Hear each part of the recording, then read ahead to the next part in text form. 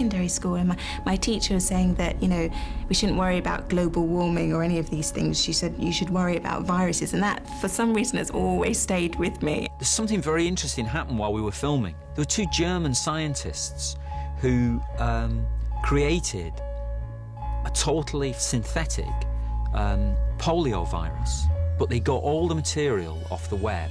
This is the new fear, isn't it? You know, even in weapons of mass destruction, what everybody's really worried about is the anthrax, smallpox, those kind of things. Infectious diseases are indeed the new paranoia that's striking Western society. It is this fear of invisible threats to you, you know, just something there in the air, waiting to strike. If you forget about a disease and consider it beaten, then the organism will take the opportunities which you increasingly offer it. Killer epidemic. I expect new things to appear over the years, but you can't predict when and where. I don't think we're ever far from the next pandemic. Over the last 10 years, an alarmingly high number of national crises have been a direct consequence of infectious disease. But there's always been rumblings. I mean, I've always felt a little uneasy in the way things have been going. It's constantly testing what the world can take, you know.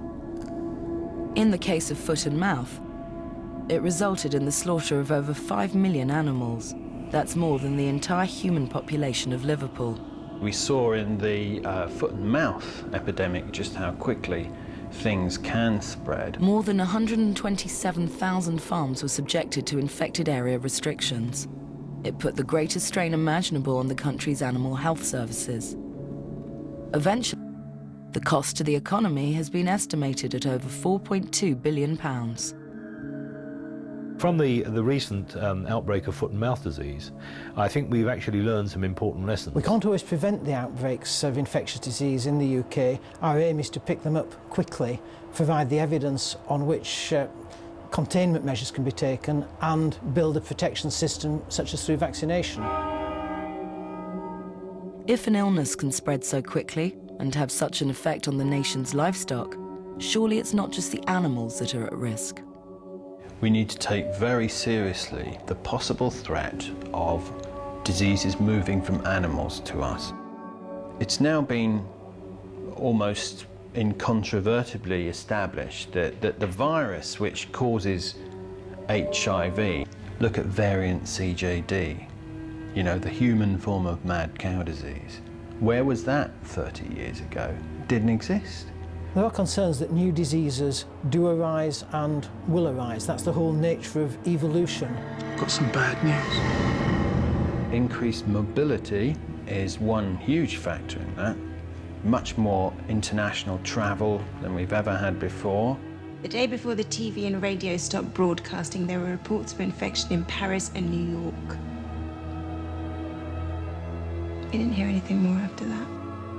Infection knows no boundaries, no man-made boundaries between countries, so there has to be international collaboration in tracking the spread of infectious diseases. But in the very nature of evolution, new ones will evolve or change and be able to cause disease. We have to be ready to deal with them. What about the government? What are they doing? There's no government. Of course there's a government.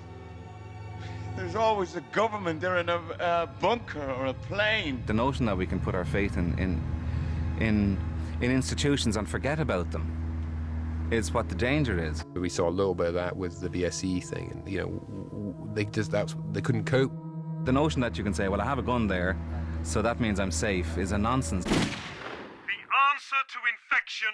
To create a more urban feel to the images, the filmmakers chose digital video over film. I think it's beautiful for urban work. It has a grittiness about it that's magnificent for your city movie, really. Hey. What's that? Let's go. This is the way we record our lives. We are surrounded in this city by cameras. They're everywhere, and they're all these DV cameras, or types of them, and they're recording our every motion all the time.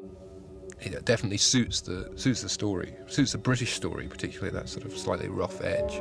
I think when you want something like this to feel really real, you know, it's an appropriate medium to use. I just go, and there's a camera there, so you have to be aware of it all the time, you know. But it's great because you can get so many different perspectives, and you can do things that you can't do with big 35mm cameras. You can't just sort of wait for your single or for yours close-up shot or whatever. You're always mindful there's at least 2 cameras on the go. Which you've got to be aware of as an actor, because you can sometimes think it's a wide and there's one stuck in there that is covering you very close.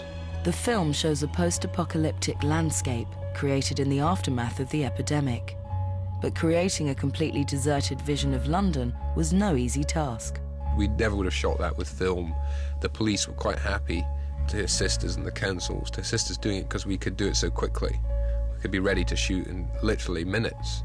Walking around deserted London was a big buzz. It was action, and you're in it, you know, and there was nothing. They required a large team of makeup artists to create the infected look. We've been experiencing a lot of gore at the moment. A lot of gore. Lots of buckets of fake blood and gallons of spewy bile and edible vomit and all sorts of different variations on blood. But you become immune to it. I mean, you know, you'd be sitting down having your lunch, head to foot, and it's a bit surreal. You're sitting there and then there's just like an infected person walking past or eating when they're like sitting next to you and wherever. Yeah, and it is very gruesome, very gruesome. I still got a bit of him in my teeth, look. Danny, he really likes all that stuff, doesn't he? Because he's behind the monitor, you know.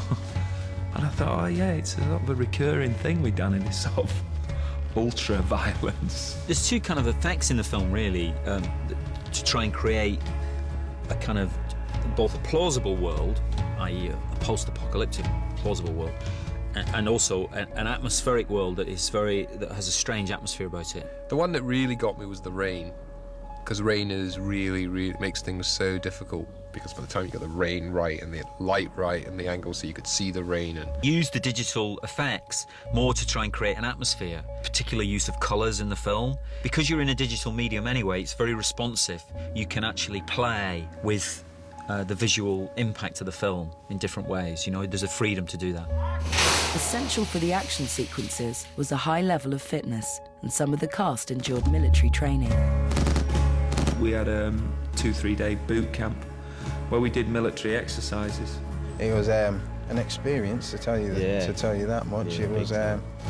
I'm used to staying indoors overnight and stuff like that. That didn't really work out. It was hard stuff, but I'm glad I did it. I'm glad I stuck it out, because I think it's all showing on screen. And they're putting us right on the edge sometimes, with the stuff that you're doing. There's a rule in the army, but the force is generally a leap and a bound. You should never be more than a leap and a bound away from your own personal weapon. And after 2 days, they're starting to get it, and you can see them getting nervous when they're a little bit further away from their own weapon. I used both the machine gun and then a mounted machine gun, which is I find pretty frightening, to be honest. You know, I didn't particularly get a buzz out of it. It's not something that I enjoyed, but you know, I can see why a certain sort of man may feel more potent. And then we had 2 days actually here on location, teaching them basic infantry skills, as well as the specific tasks that they'll all need to carry out in each individual scene. Learned a little bit how to move like a soldier, and obviously how to think. Which is a great relief, otherwise we would have had to be here for 6 months before we did this. I do, you know, I use my imagination a lot of the time. That's what my job's about. 28 days later is proving a hard film to categorise. Action. Science fiction horror. Horror slasher. We sell it and present it, I think, as a horror movie. Disaster. One thing is certain. It's a warning for us as well as an entertainment, you know? The threat of new disease is increasing. As a society, we're being miles too careless with our medicine. We are definitely assuming that we can cure anything. And the human race should be on high alert. Are we safe in the first world from infectious diseases? Certainly not. I wouldn't say so. It's dark stuff, you know. My own belief is that we're not very close to a major pandemic occurring. But then, had you asked me 20 years ago, did I think that the advent of HIV was a likelihood, I would have given the same answer. But don't